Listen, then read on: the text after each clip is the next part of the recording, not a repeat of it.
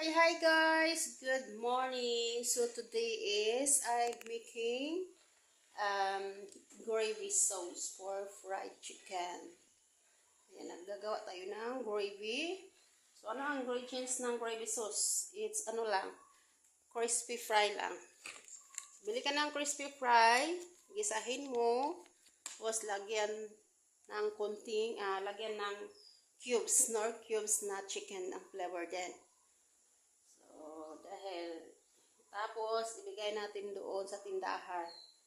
Para pang sauce sa fried chicken. Ayan. So, wala pa no. Okay lang para hindi siya magbuo-buo.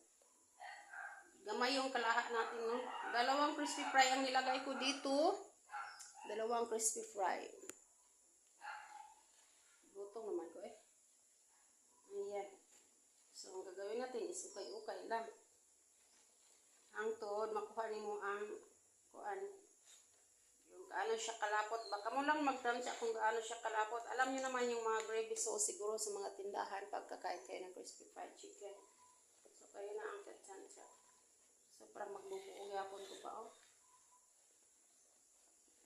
Yan, okay lang yun, no? So, that's it, guys. Thank you for watching. Mamaya, i-ano natin to kanang itong ilagay sa lagayan, yung ice candy wrapper ba. Okay, ayan. So, I will be right back.